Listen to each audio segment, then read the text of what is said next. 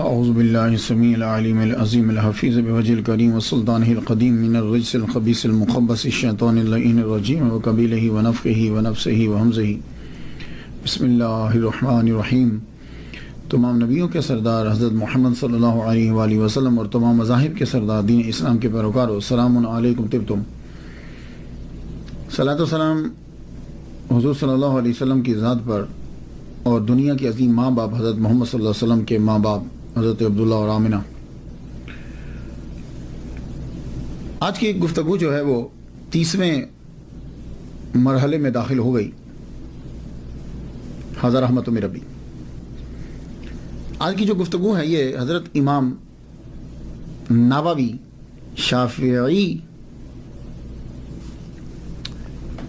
گفتگو شروع کرنے سے پہلے ہم ان کے نام پہ تھوڑا سا تبصرہ کر لیں۔ ابو زکریا آپ کی کنیت، لیکن آپ کا کوئی بیٹا نہیں تھا، آپ نے شادی ہی نہیں کی تھی۔ ابو زکریا ویسے ہی سم ٹائم ویسے ہی کنیت رکھ لی جاتی ہے، ضروری نہیں کہ بیٹا۔ محی الدین آپ کو ٹائٹل ملا، دین کو زندہ کرنے والا۔ اصل نام آپ کا جو ہے وہ یحییٰ ہے، حضرت زکریا علیہ السلام کے بیٹے کے نام، یعنی شرف نووی بن مری بن حسن بن حسین بن محمد بن جمعہ بن حزم۔ یہ تھوڑا سا تعارف ہو گیا، تو معلوم یہ ہوا کہ اصل نام آپ کا جو ہے وہ یحییٰ ہے۔ والد گرامی، آپ کے والد جو ہیں وہ شرف ان کا نام ہے۔ تاریخ جو ہے وہ ان کے بارے میں خاموش ہے، اس لیے کہ کوئی زیادہ علمی گھرانہ نہیں تھا، لیکن اس کا مطلب یہ نہیں ہے کہ پارسائی بھی نہیں تھی۔ تصوف تھا، پارسائی تھی، دین سے لگاؤ تھا۔ امام ذہبی نے اتنا تحریر کیا ہے کہ آپ بہت پارسا اور نیک تھے، اور واقعی جب ہم ہسٹری پڑھتے ہیں تو ہمیں معلوم پڑتا ہے۔ نووی یہ نام بارہا آپ نے سنا، کوئی بھی ایسا عالم دین نہیں ہے کہ جس نے یہ نام نہ سنا ہو۔ یہ نووی کا مطلب کیا ہے؟ یا تو اس کے اندر نسبتی ہے، یا والی، یا آخر میں جو یا ہے۔ اصل میں آپ نوا علاقہ میں پیدا ہوئے تھے، نوا قصبے کا نام ہے۔ یہ جو نوا ہے یہ سیریا کے، عربی والے اس کو سوریا کہتے ہیں، سیریا کے شام، پرانا نام شام، نیا نام سیریا۔ اس کے دارالحکومت دمشق، جسے دمسکس بھی کہتے ہیں، کہ قریب ایک قصبہ ہے نوا۔ یاقوت الحموی رومی نے لکھا ہے کہ نوا ایک چھوٹا سا قصبہ تھا ہوران کا، اور اس نے لکھا ہے کہ حضرت ایوب علیہ السلام کا روزہ یہی ہے، واللہ عالم بالصواب۔ ویسے میں جب عمان گیا تھا تو سلانہ کے اندر میں ایک قبر پہ گیا ہوں، تو انہوں نے بتایا کہ حضرت ایوب علیہ السلام کی یہ قبر ہے۔ پھر نیچے بھی گیا تو کہنے لگے کہ یہ چشمہ ہے، وہاں سے میں نے پانی پیا۔ خیر، گاڈ نوز میٹر۔ موجودہ دور کے اندر ازرا ایک بڑا ضلع ہے سیریا کا، اور اس کے آگے 6 شہر ہیں: ازرا ناحیہ، جاسم، الحراق، نوا، شیخ مسکین، تحصیل سین کے ساتھ۔ تو یہ 6 بڑے شہروں میں ازرا کے یہ ایک نوا بھی ہے۔ تو آج کل نوا کی آبادی جو ہے یہ 58,000 سے ابو ہے۔ خیر ہے تو آج کل بھی کوئی اتنا زیادہ آباد نہیں ہے، خاص طور پر یہ جو جہاں امام نووی رحمۃ اللہ علیہ کی قبر ہے، وہ ایسے ہی آپ سمجھ لیں جیسے آپ گاؤں میں گئے ہیں، یا باہر گاؤں سے ذرا تھوڑا سا باہر، اس طریقے کا آج بھی ویسے ہی تقریباً 58,000 سے زائد اس شہر کی آبادی ہے، اور یہ شام کا، سیریا کا 28واں بڑا شہر۔ اس شہر میں رہنے اور پیدا ہونے کی وجہ سے یحییٰ بن شرف رحمت اللہ علیہ کو نووی کہا جاتا ہے۔ اب آپ کو سمجھ آ گئی کہ امام نووی، اس کو نووی بھی بول سکتے ہیں، اور اس کا تلفظ پروننسیشن نواوی بھی ہے، یعنی وا کو لمبا بھی کریں گے، نواوی بھی اور نواوی، یہ دونوں جو ہیں وہ پڑھے جا سکتے ہیں۔ محرم الحرم میں آپ کی ولادت ہوئی 631 ہجری میں، وصال آپ کا جو ہے وہ 676 ہجری میں ہے۔ آپ کی جو عمر مبارک ہے ٹوٹل وہ 45 سال 44-45 سال بنتی ہے، بس بہت کم عمر آپ کی، لیکن کام بہت زیادہ آپ نے کیا۔ آئیے چلتے ہیں زندگی ابتدائی دیکھتے ہیں۔ کچھ لوگوں کی آباء و اجداد یا ان کے بارے میں جب لکھا گیا تو تب لکھا گیا جب وہ مشہور ہوئے، تو جب مشہور ہوئے تب 40-50 سال کے ہو چکے ہوتے تھے، یا ان کے بارے میں لکھنے والے بعد میں آئے تو زیادہ تر جو ہے وہ تواریخ کے اندر کچھ نہ ملا۔ دیکھتے ہیں ہم امام نووی رحمۃ اللہ علیہ، آپ کے بھی والد اور خاندان کو اتنا مشہور نہیں ہے، نوا قصبہ کے اندر رہتے ہیں، اور آپ کے والد گرامی شرف کا ایک باغ ہے اور ایک چھوٹی سی دکان ہے۔ باغ، تھوڑی سی زمین اور ایک چھوٹی دکان، یہ آپ کے والد گرامی کا کل اثاثہ ہے۔ وہ کھیت جو ہے، وہ باغ جو ہے، اسی کے اندر گروسری، ویجیٹیبلز، گھر کی جو چیزیں ہیں جو گھر میں استعمال ہوتی ہیں کھانے کی اور پینے کی، فروٹ اور سبزی، وہ اسی کے اندر اگائی جاتی ہے، اور کچھ تھوڑی سی دکان پہ لا کے رکھ دی جاتی ہے، اور خرچہ جو ہے وہ چلتا رہتا ہے۔ یہ اگا ہوا مال باہر نہیں بیچتے تھے، کم بیچتے تھے، وہیں سے اگا ہوا گھر میں استعمال کیا جاتا تھا۔ کیوں؟ آپ پارسا ہیں، اور صوفی جو ہیں، متقی لوگ جو ہیں، وہ کھانے پہ بڑی دھیان دیتے ہیں۔ تو امام نووی رحمۃ اللہ علیہ کے والد گرامی گھر میں ہی اگاتے، اور وہ گھر میں ہی کھایا جاتا، کہ تاکہ اس کی حلت میں کوئی شک نہ رہے، اور جب خوراک حلال ہو تو یہ بات یاد رکھیے گا تو پھر بچوں پہ اثر ضرور پڑتا ہے۔ تو اللہ تعالیٰ نے آپ کو بیٹا بھی جو عطا فرمایا، پھر محرم الحرام کے اندر اللہ نے آپ کو بیٹا دیا، اس بیٹے کا نام جو ہے زکریا علیہ السلام کے بیٹے کے نام پہ یحییٰ رکھا گیا۔ اب یہ بیٹا اپنے ماں باپ کو نماز پڑھتے ہوئے دیکھ رہا ہے، اپنے ابا کے ساتھ دکان میں جاتا ہے، اپنے والد کے ساتھ کھیتوں میں جاتے ہیں، اپنے والد کے ساتھ باغ میں جاتے ہیں، اور ابا کی پارسائی کو دیکھ رہے ہیں۔ اس دور کے اندر عام مسلمان بھی آج کے دور کے بڑے پارسا اور متقی مسلمان کے برابر ہوتا تھا، عام مسلمان بھی، یہ بات یاد رکھیے گا، عام مسلمان۔ آپ کے والد گرامی نے جب بیٹا پڑھنے کے قابل ہوا، آپ کے والد گرامی نے آپ کو داخل کروا دیا مسجد کے اندر۔ مدرسہ جو مکتب تو ہوتے تھے، تب مکتب ہی ہوا کرتے تھے، قرآن ہی سب سے بڑی کتاب ہوتی تھی، اور اسی کو سیکھنا علم ہوتا تھا۔ بیٹے کو داخل کروا دیا، آپ نے قرآن مجید پڑھنا شروع کیا، لیکن آپ کی طبیعت کے اندر بالکل حضرت یحییٰ علیہ السلام کا اثر ہے۔ اگر آپ حضرت یحییٰ علیہ السلام کو دیکھیں نا، وہ بھی تنہائی، اکثر تلاش کرنا پڑتا تھا کہ ہیں کہاں، اور وہ گوشہ میں بیٹھ کر تدبر و تفکر میں لگے رہتے تھے یا روتے رہتے تھے۔ تو یہی حال امام نووی رحمۃ اللہ علیہ کا ہے، بچپن ہی سے گمسم، شاید کسی چیز کو سوچتے رہتے۔ قرآن مجید آپ پڑھنے لگے تو آپ کو معلوم ہے کہ جب مکتب میں جاتے ہیں تو ظاہر ہے اکیلے تو نہیں جائیں گے، ساتھ اور بھی جاتے ہیں لوگ، اور بچے بھی جاتے ہیں۔ آپ چھپ چھپ کے کیا کرتے کہ جب چھٹی ہو جاتی تو بھی قرآن مجید پڑھتے رہتے، کوئی کتاب ہاتھ لگ جاتی تو کتاب پڑھتے رہتے۔ 10 سال آپ کی عمر ہو گئی، 10 سال قرآن مجید حفظ کرنے پہ ڈال دیا والد گرامی نے، اور جب چھٹی ہوتی تو آپ قرآن مجید جو ہے وہی پڑھتے رہتے۔ ایک مرتبہ کیا ہوا، آپ بیٹھے ہوئے قرآن پڑھ رہے یا کوئی کتاب پڑھ رہے تھے، لڑکوں نے آگے تنگ کیا کہ اٹھو یحییٰ، آؤ ہمارے ساتھ کھیلو۔ آپ نے فرمایا میں نہیں کھیلوں گا، جاؤ مجھے پڑھنے دو۔ پھر بولے آؤ کھیلو ہمارے ساتھ۔ سارے لڑکے مل کر انسسٹ کرنے لگے کہ آج آپ کو ضرور لے کر جائیں گے، آج آپ ضرور کھیلیے گا۔ جب انسسٹ کیا آپ رونے لگ گئے۔ اس بات کو نقل کیا ہے شیخ یاسین ابن یوسف مراکشی نے، کہتے ہیں کہ یہ اس وقت دیکھ رہے تھے، میں دیکھ رہا ہوں کہ لڑکے تنگ کر رہے ہیں اور آپ رو پڑے۔ جب آپ روئے تو لڑکے جو ہیں وہ چلے گئے۔ جب آپ نے یہ سچویشن دیکھی تو اندر چلے گئے، مدرسہ میں گئے، مدرسہ میں جا کے پوچھا کہ اس مدرسے کا استاد کون ہے، ٹیچر کون ہے، بتایا گا یہ۔ تو آپ نے جا کر ٹیچر سے یہ کہا کہ یہ جو لڑکا بار یحییٰ جسے پکار رہے تھے، میں تمہیں اس لڑکے کے بارے میں بتانا چاہتا ہوں، اس لڑکے کی تعلیم پہ خاص دھیان دو، یہ لڑکا بڑا ہو کر عالم دین بنے گا۔ تو استاد، محلے کے استاد پوچھنے لگے بھائی آپ پامسٹ ہو، یووی ہو، کاہن ہو، کیا ہو؟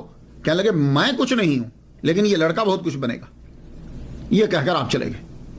استاد جو ہیں، کچھ لوگوں کی بات ایسی ہوتی ہے کہ جب وہ بات کوئی سنتا ہے تو پھر وہ بات جم جاتی ہے، حالانکہ اس جیسی باتیں پہلے بھی سنی ہوتی۔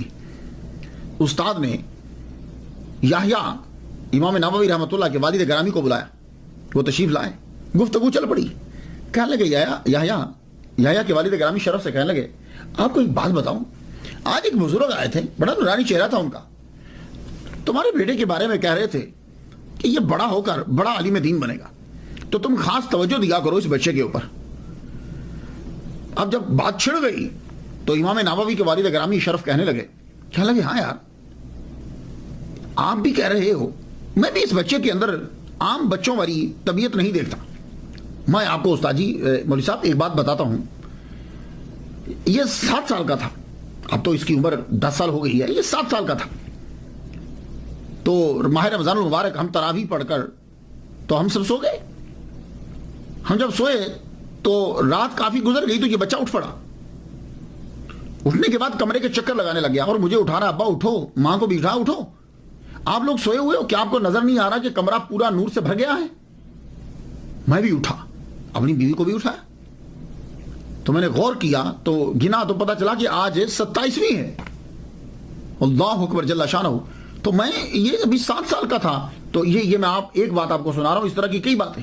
بہرحال استاد انہوں نے اور والد گرامی نے یہ کہا اچھا ٹھیک ہے، اس کی جانب توجہ دی جاتی ہے، اب جتنا میں کر سکتا ہوں کروں. کیا کروں کہ دکان بھی سنبھالنا ہے، کھیت بھی سنبھالنا ہے، باغ بھی سنبھالنا ہے، اور کوئی ہے نہیں میری ہیلپ کرنے والا. چلیے آپ اس کو حفظ مکمل کروا دیجئے، پھر دیکھتے ہیں. امام نووی رحمۃ اللہ علیہ نے حفظ کیا. حفظ کرنے کے بعد آپ جو کتاب ملتی پڑھتے رہتے. اب نواں قصبے کے اندر کتنی تعلیم ہوگی، کتنا ہوگا، چھوٹا سا تو قصبہ ہے. اب باپ یہ چاہتا ہے کہ یہ بچہ میرا سہارا بنے، میرے ساتھ دکان پہ بیٹھے، میرے ساتھ کھیت میں کام کرے. لیکن بیٹا ہے کہ اس کا شوق ہے کہ میں پڑھنا چاہتا ہوں، لیکن وہ ابا کے سامنے ضد بھی نہیں کرتے، لیکن بتا دیا کہ میں پڑھنا چاہتا ہوں. باپ بھی دیکھ رہے ہیں کہ بیٹا پڑھتا رہتا ہے، کوئی نہ کوئی کتاب لے کے پڑھتے رہتے. اس طریقے سے 18 سال گزر گئے. کیوں؟ والد گرامی جو ہیں وہ غریب ہیں، وہ یہ چاہتے ہیں کہ یہ یہاں کام کریں. لیکن آخر کار باپ نے اپنے بیٹے کے شوق کے آگے سر کو جھکا دیا. تو 18 سال جب آپ کی عمر ہو گئی تو بہت وقت گزر گیا ہے. نارملی طور پر جتنے آئمہ ہیں، بڑے لوگ ہیں، 18-19 سال کی عمر میں یہ سارا مروجہ علوم پڑھ لیتے تھے. لیکن امام نووی رحمۃ اللہ علیہ کی 18 سال عمر گزر گئی، ابھی تک سوائے حفظ کے اور کچھ نہیں کیا. اور جب آپ کی عمر 18 سال ہوئی، آپ کے والد گرامی نے کہا چل بیٹے میں تجھے لے کر چلتا ہوں، دمشق چلتے ہیں. دمشق چلتے ہیں. کیوں؟ اس لیے کہ دمشق کے اندر ہی وہیں بڑے بڑے جو ہیں وہ مدرسے تھے. آپ جو ہیں نوا سے آپ دمشق کی جانب بڑھے. 649 ہجری میں دمشق میں پہنچے. اس شہر کو دمشق بھی کہا جاتا ہے. ویسے عام طور پر ہم دمشق کہتے ہیں، یہ ہمارے جو معاشرے کے اندر دمشق کی جانا، دمشق. انگلش میں جب بولیں گے دمسکس. یہ اصل لفظ جو ہے یہ عبرانی سے آیا، یہ گریک یونان کے اندر، یونان سے آیا انگلش کے اندر. آگے پھر جو ہے وہ ہم نے بھی اس کو کچھ نہ کچھ اڈاپٹ کر لیا. یہ دمسکس جو ہے دوسرا بڑا شہر ہے سیریا کا. 2004 کے مطابق اس کی آبادی جو ہے وہ 2.6 ملین لوگ ہیں دمشق کے. یہ دمسکس کا معنی کیا بنتا ہے؟ Well watered place. یہاں کے پھل بڑے مشہور ہیں، باغات بہت زیادہ تھے. جب آپ کے والد آپ کو دمشق سے لے کر آئے 649 ہجری میں، تو تب بھی آج سے 883 سال قبل وہاں دمشق میں 300 سے زائد تعلیمی ادارے تھے جو پڑھا رہے تھے.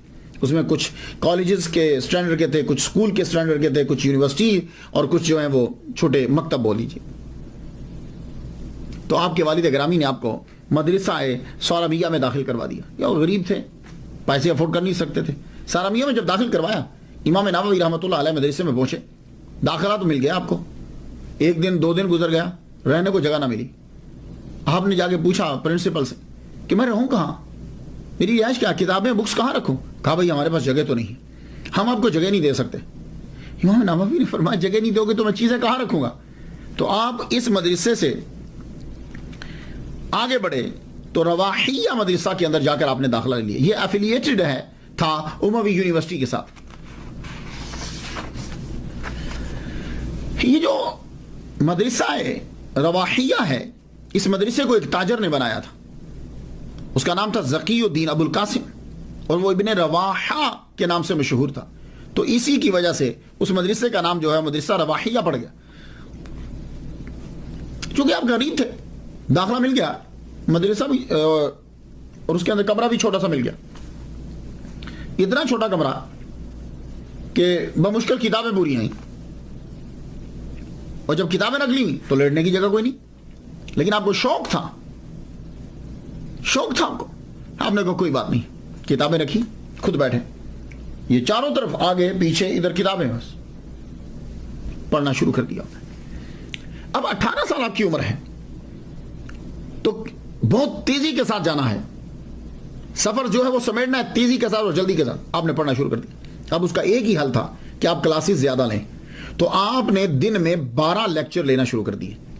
یعنی 12 لیکچر سے مراد آپ یوں لیں کہ 12 سبجیکٹ جو ہیں وہ آپ نے پڑھنے شروع کر دیے ایک دن کے اندر. اب جب 1 گھنٹہ بھی اگر ایک سبجیکٹ پہ لگے تو 12 گھنٹے ہوئے، اور اب جو 12 گھنٹے کے آپ نے سبجیکٹ پڑھے ہیں اب اس کو یاد بھی کرنا ہے تو 12 گھنٹے لگے، 24 گھنٹے تو یہیں گزر گئے.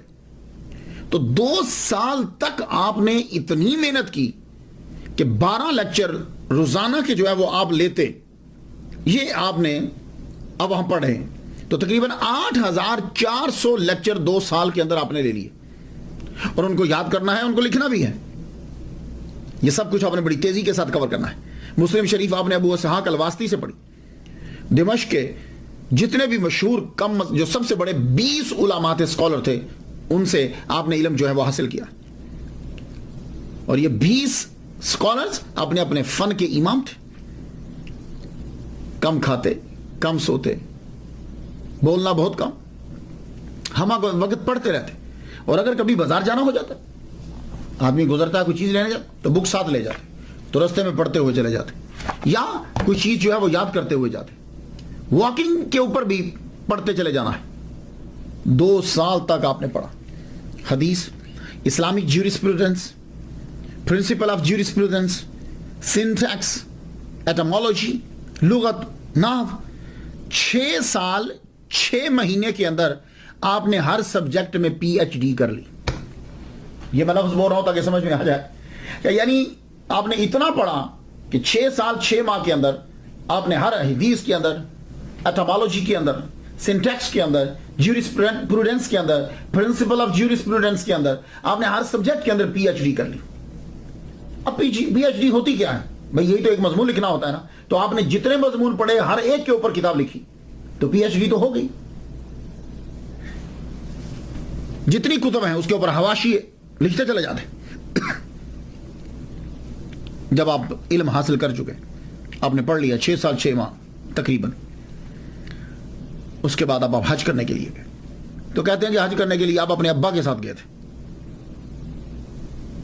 بعض کہتے ہیں کہ اکیلے حج کرنے کے لیے گئے. حج کرنے کے لیے آپ گئے، مختصر سی سیر و سیاحت کی، یہ بڑی ضروری ہوتی، مختصر سی سیر و سیاحت بھی کی. اس کے بعد آپ واپس آ گئے، واپس دمشق کے اندر پہنچے.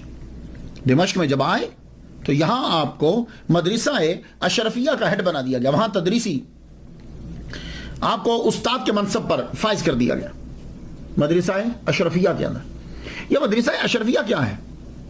مدرسہ اشرفیہ جو ہے یہ کنگ اشرف موسیٰ بن عادل جو بھتیجا تھا سلطان صلاح الدین ایوبی کا، اس نے یہ بنایا تھا. اس مدرسے کے اندر آپ کو استاد بنا دیا گیا. اب آپ کا دور شروع ہوا تدریس کا، تصانیف کا. آپ نے پہلے 2 سال صرف تنخواہ لی، پہلے 2 سال. وہ بھی کیوں لی؟ اس لیے کہ آپ کو بہت سی کتب خریدنا تھی اور آپ کے پاس اتنے پیسے نہیں تھے. تو آپ نے مدرسہ سے تنخواہ لی اور اسی پیسوں سے فوراً جا کے کتب لے آتے، اور اس دور میں کتب ہوتی بھی بڑی مہنگی تھی.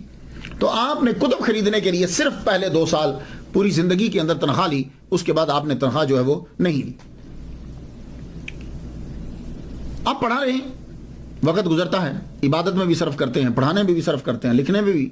بہت مختصر زندگی ہے، بڑی تیزی سے کام کرنا ہے، بڑی سادہ زندگی، کم کھاتے. بس ایک امامہ تھا، سر پہ پہنتے ہوئے ایک لمبا سا گاؤن، کپڑے بھی سادہ، خوراک انتہائی سادہ. اور دمشق کا خوراک تو آپ کھاتے ہی نہیں تھے. دمشق کے اندر جو پھل اگتا تھا اور جو گروسری تھی آپ نہیں کھاتے تھے. تو پھر آپ پوچھیں گے کہ کیا کھاتے کیا تھے؟ آپ کے والد گرامی نوا سے اپنے باغ، اپنی کھیت کی چیزیں لے کر آتے، کچھ زیتون لے کر آتے، وہ لے کر آتے تو یہ ان کو سنبھال لیتے، یہ سنبھال لیتے، تو پھر اس کو اگلی آمد تک سنبھال کے رکھتے۔ تو کیا کرتے؟ زیادہ تر تو روزے سے رہتے تھے، تو صبح ہوتی تو پانی پی کے رکھ لیتے، رات ہوتی تو عشاء کے بعد جو ہے تھوڑا سا کھانا کھا لیتے، وہ کھانا جو اپنے والد گرامی لائے تھے، اور دمشق میں نہیں کھاتے تھے، وہاں کا اگا ہوا فروٹ اور وہ چیزیں وہ نہیں کھایا کرتے تھے۔ وجہ کیا ہے؟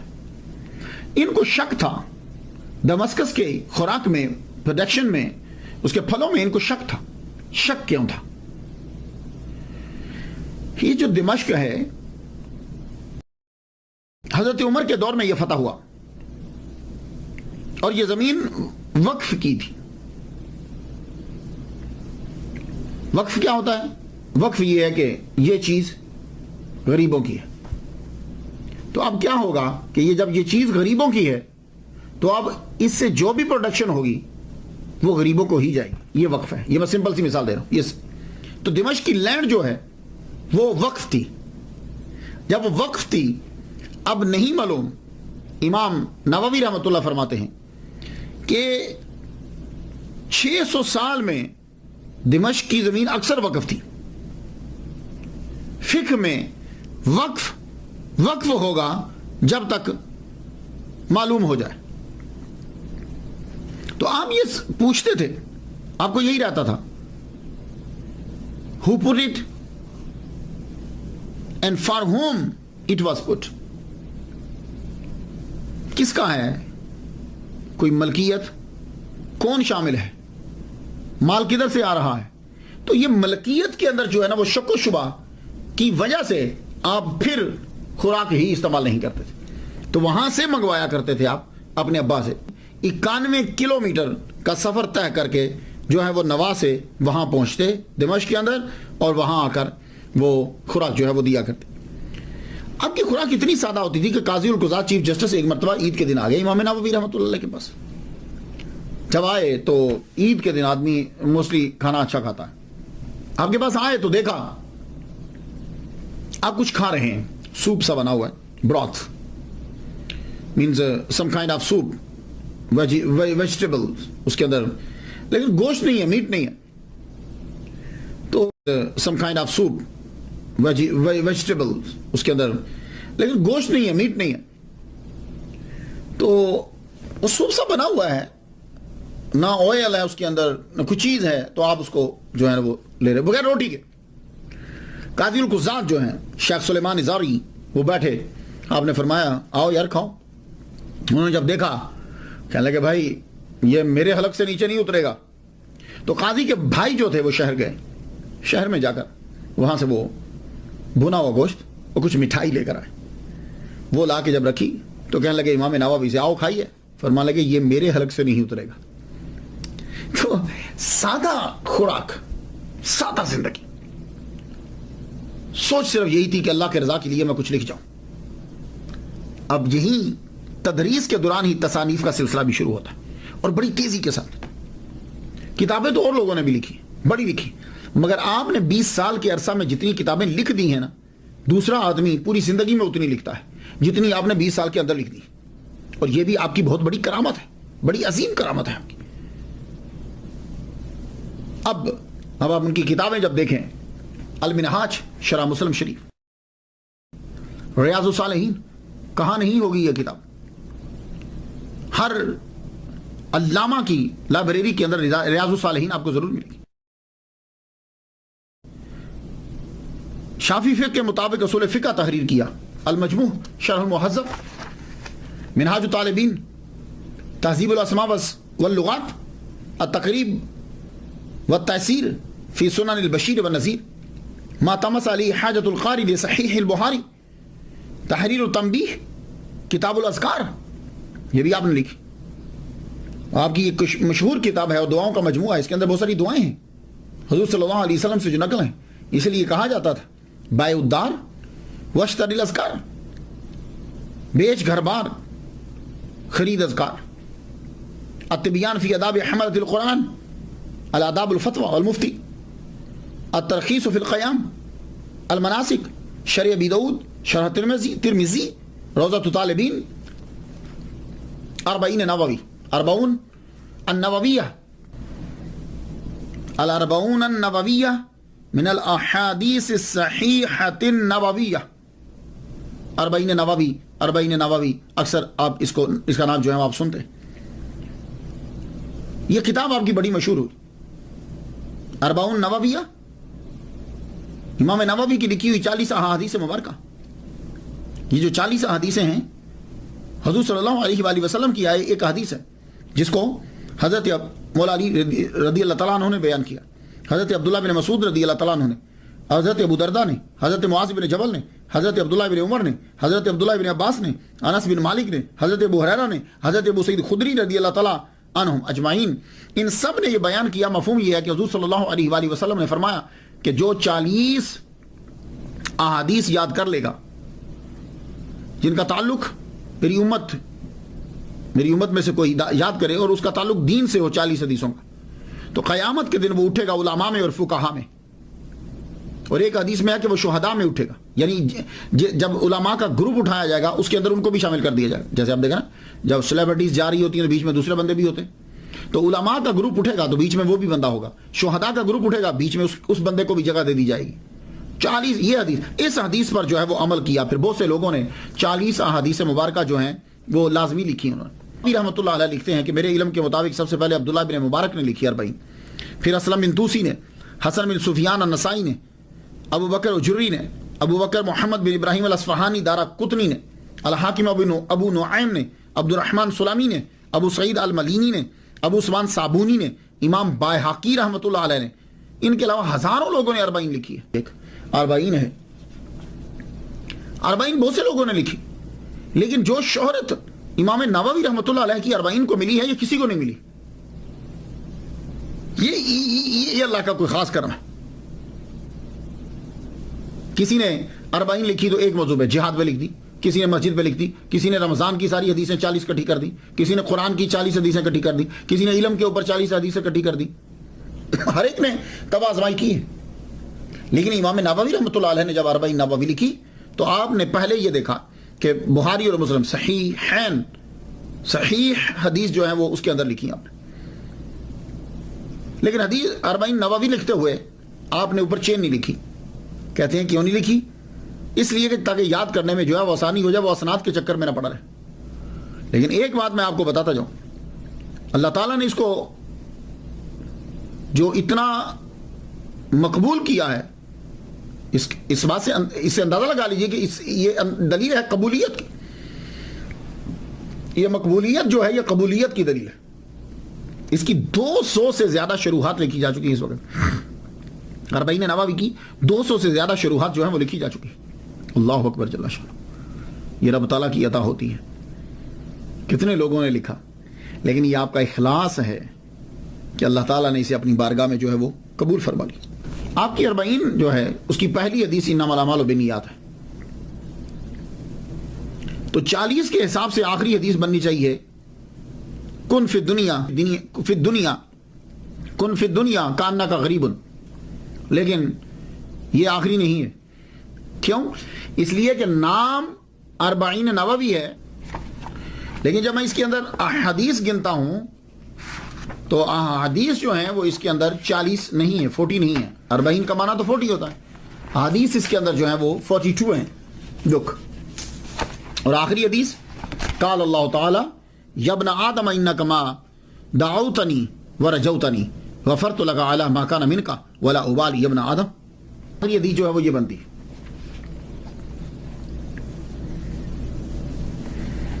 اب اس کا جواب جو ہے وہ کیا ہے کہ نام تو ہے کہ 40 حدیث، لیکن بیچ میں 40 نہیں ہے.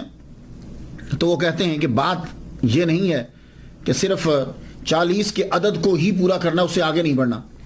اصل مقصد حدیث مبارکہ پر عمل کرنا ہے کہ 40 جو ہے وہ ہونی چاہیے. اس کا مطلب یہ نہیں ہے کہ تم زیادہ نہیں لکھ سکتے، کہ جس کو 40 آ گئی کم نہ ہو زیادہ ہو جائیں تو 40 اندر آ گئی. اس کے علاوہ آپ کی کتاب المقاصد فی التوحید والعبادۃ والتصوف، تصوف کے اوپر زبردست کتاب ہے آپ کی. آپ پیدائشی ولی ہیں. پوری زندگی آپ نے حضرت ابو ذر غفاری رضی اللہ تعالیٰ عنہ کے مطابق جو ہے وہ گزارنا. پوری زندگی آپ کے اوپر تصوف کا غلبہ رہا، اور آپ کی کرامات آج تک زندہ کتابیں ہیں آپ کی، یہ زندہ کرامت ہے۔ اور یہ کتاب جو تصوف پہ لکھی، اس کے اندر آپ نے 5 خصوصیات لکھی ہیں صوفیہ کی، کہ صوفی کے اندر یہ 5 چیزیں ہونی چاہیے۔ خلوت و جلوت میں اللہ کے ہونے کا احساس، پہلا۔ دوسری صفت، قول و فعل میں حضور صلی اللہ علیہ وسلم کی اتباع۔ تیسری صفت، زیادہ مانگنے اور زیادہ ملنے سے بچنا۔ چوتھی، جو رب نے دیا اس پہ قناعت۔ پانچویں، ہر کام میں اللہ کی خوشنودی۔ اور یہ ہے تصوف۔ تو تصوف کا غلبہ آپ کی زندگی میں رہا آخر تک۔ بستان العارفین فی الزہد و تصوف، ایک اور کتاب آپ کی، اس کتاب کے اندر قدیم صوفیاء کے انمول اقوال درج کیے، جن کا تعلق زیادہ تر ہے تزکیہ نفس کے اندر، کہ نفس کو جو ہے وہ پاک کس طریقے سے کرنا ہے۔ امام شافعی رحمۃ اللہ علیہ کا قول نقل کیا، قول ہے کہ صرف مخلص کو پتہ چلتا ہے کہ ریاکاری کیا ہے۔ یہ امام شافعی رحمۃ اللہ علیہ کا قول ہے۔ کیا مطلب؟ تصوف میں یہ ایک اہم موضوع ہے، ریاکاری ایک اہم موضوع۔ اس سے بچنا کیسے؟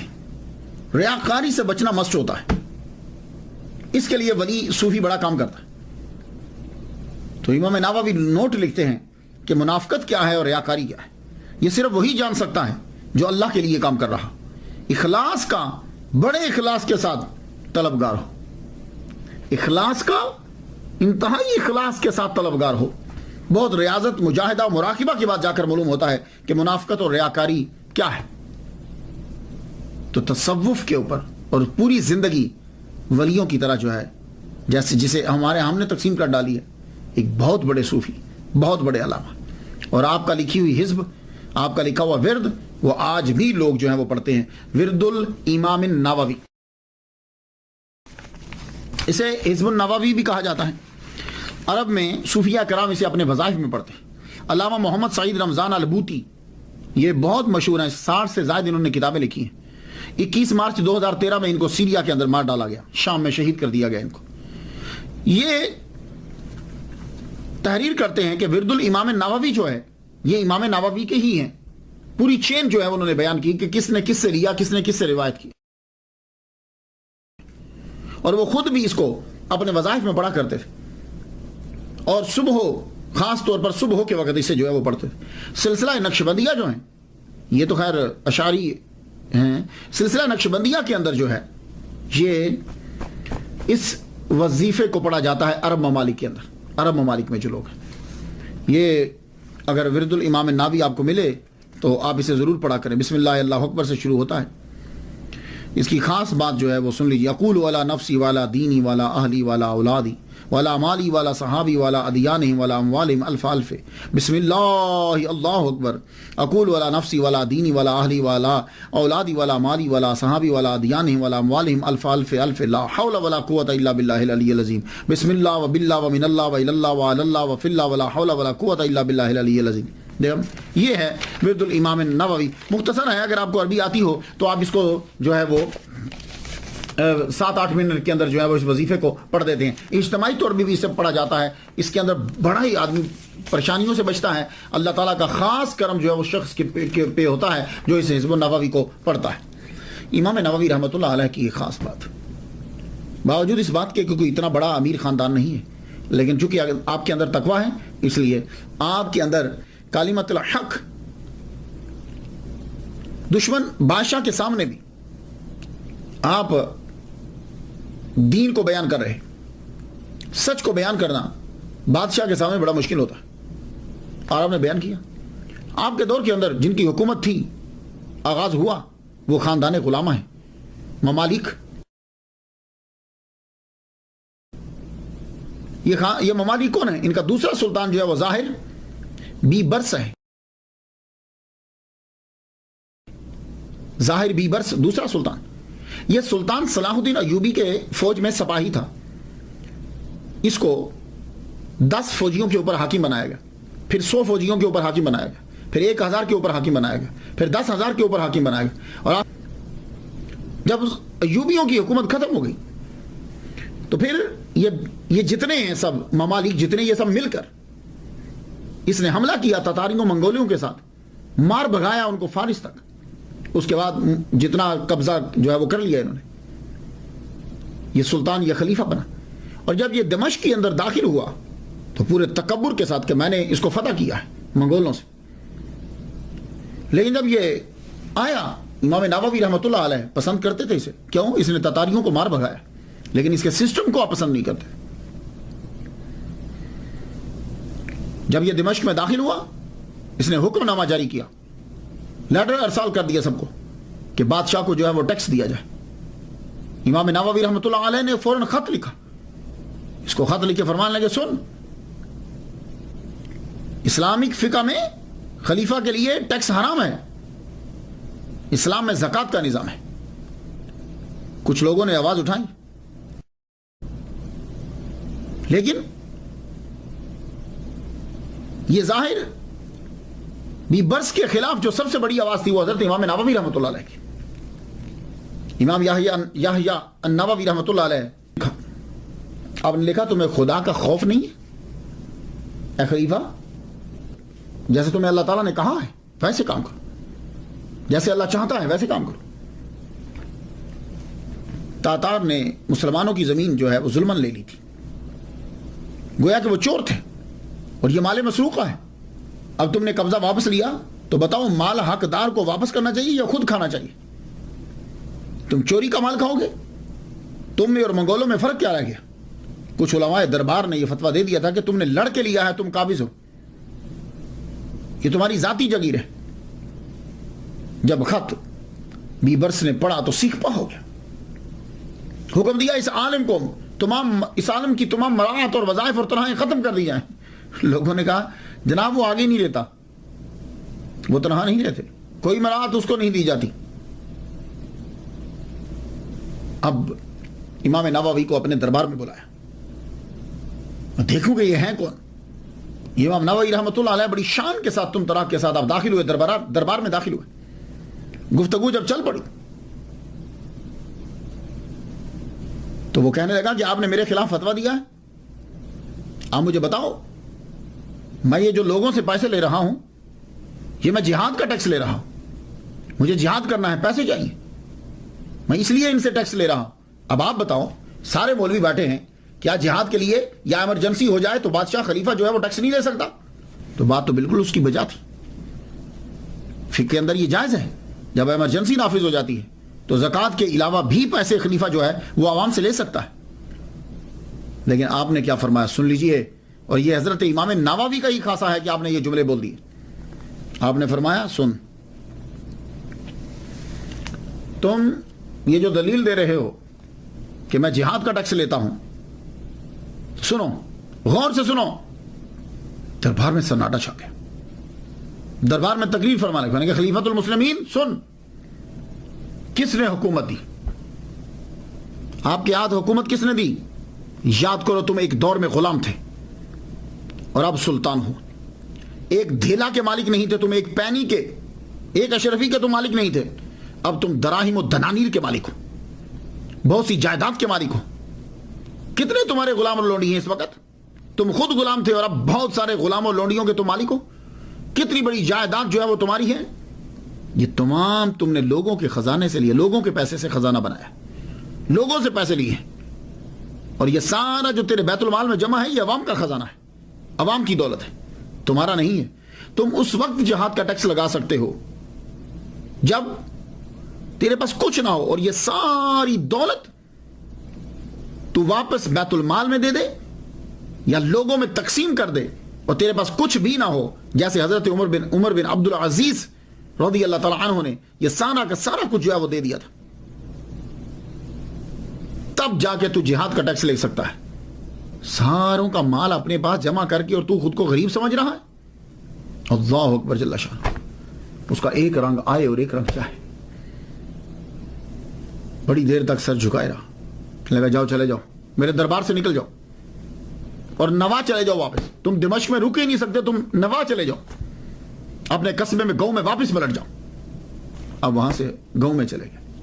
کچھ عرصے کے بعد بادشاہ نے آپ کو واپس بلا لیا. کہا آپ تدریس کا سلسلہ جو ہے وہ شروع کیجیے.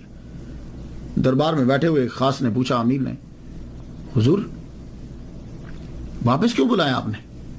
کہنے لگے اس ڈر سے. محمد مصطفیٰ صلی اللہ علیہ وسلم نے فرمایا کہ جس نے میرے ولی سے, اللہ کہتا ہے حضور کی زبان سے, کہ جس نے میرے ولی سے دشمنی کی میں اس سے اعلان جنگ کرتا ہوں, تو مجھے ڈر آ گیا کہ خدا کا قہر مجھ پہ غالب نہ آ جائے. تو کہنے لگا وہ دربار میں سے بھیجا کیوں تھا آپ نے؟ دربار سے کیوں بھیجا تھا؟ اگر اتنا ڈر تھا تو نوا نہ بھیجتے. کیا لگے نہیں, میرا دل چاہا تھا کہ میں مار ڈالوں, لیکن جب یہ تقریر کر رہے تھے تو میں ان کو دیکھ رہا تھا کہ 2 شیر ان کے دائیں اور بائیں جانب کھڑے ہیں. میں ڈر گیا. مجھے تب سے یقین ہو گیا کہ یہ بندہ اللہ کا ولی. لیکن اب کیا کروں کہ اپنے دربار کے دبدبے کو بھی تو رکھنا ہے, اپنے مقام کو بھی تو رکھنا ہے. اس لیے میں نے یہ گستاخی کی کہ میں نے ان کو نوا واپس بھیج دیا, اور تھوڑے ہی عرصے کے بعد میں نے اپنا حکم واپس لیا اور ان کو واپس تدریس پہ لگا دیا. یہ ہیں امام نووی رحمۃ اللہ علیہ. علامہ بوطی نے فرمایا ہے کہ اگر امام نووی رحمۃ اللہ علیہ اللہ کے ولی نہیں ہیں تو پھر اللہ نے کوئی بھی دنیا میں اپنا ولی نہیں بنایا. امام نووی رحمۃ اللہ کا مرتبہ اس سے جانیے کہ جب امام علی بن عبداللہ الکافی السبکی رحمۃ اللہ علیہ قاہرہ سے دمشق آئے تو وہاں گئے جہاں امام نووی رحمۃ اللہ علیہ پڑھا کرتے تھے, بیٹھتے تھے, پڑھاتے تھے. پوچھنے لگے کہ وہ کس جگہ پہ زیادہ بیٹھتے تھے. کہا جی یہ جگہ ہے. تو امام سبکی رحمۃ اللہ علیہ نے اپنے سر کو اس جگہ جھکایا اور وہاں کی مٹی اپنے گالوں پہ ملنے لگ گئے. کیا لگے میں یہ چاہتا ہوں کہ یہ گال اپنے اس جگہ رکھ دوں جہاں یہ عظیم محدث جو ہے وہ اپنے پاؤں رکھا کرتا تھا. اللہ اکبر جل شان. مفتی شافعی اللہ الدین عطار رحمۃ اللہ علیہ بیان کرتے ہیں کہ آپ نے اکیلے زندگی گزار دی, شادی نہیں کی. آخری سال اپنی زندگی کے اپنے شہر نوا میں واپس آ گئے. ماں باپ کو ملنے کے لیے آئے اور وہاں شدید بیمار ہوئے. جب بیمار ہوئے آپ کو معلوم ہو گیا کہ میں دنیا سے جانے والا ہوں, تو آپ نے وصیت کی کہ سنو میری قبر بنانا یہیں, لیکن میری قبر کو پکا نہ بنانا اور میری قبر کے اوپر گنبد نہ بنانا.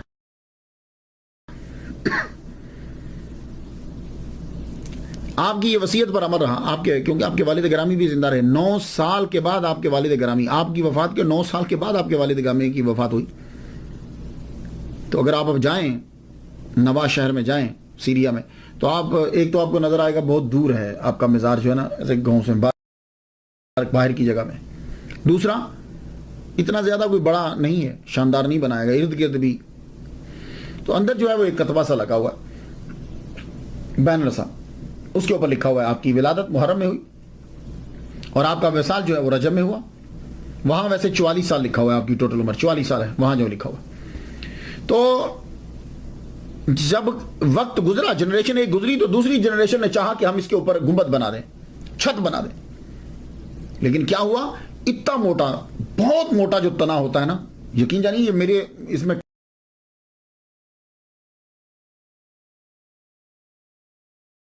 کلابے میں یہ بھی نہیں, میرے بازو میں نہیں آئے گا, وہ اس سے بھی بڑا ہے وہ اگر آپ دیکھیں جا کے. تو وہ اتنا بڑا درخت جو ہے وہ آپ کی قبر کے بالکل اوپر اگا ہوا ہے, وہ اتنی بلندی پر گیا ہے اس کی شاخیں اور وہ, کہ نہ تو اوپر چھت ڈالی جا سکتی ہے اور نہ ہی اوپر گنبد بنایا جا سکتا ہے. لوگ جو ہیں وہ آج بھی جاتے ہیں اور جا کر جو ہے وہ فیض حاصل کرتے ہیں, دعائیں مانگتے ہیں. میں تو ان کے لیے فاتحہ پڑھ چکا, آپ بھی ان کے لیے فاتحہ پڑھ دیجیے. اللہ تعالیٰ ان کے درجے بلند فرمائے اور ہمیں بھی اسی طریقے سے دین میں محنت کرنے کی توفیق عطا فرمائے. اجازت دیجیے. وآخر دعوانا الحمدللہ رب العالمین.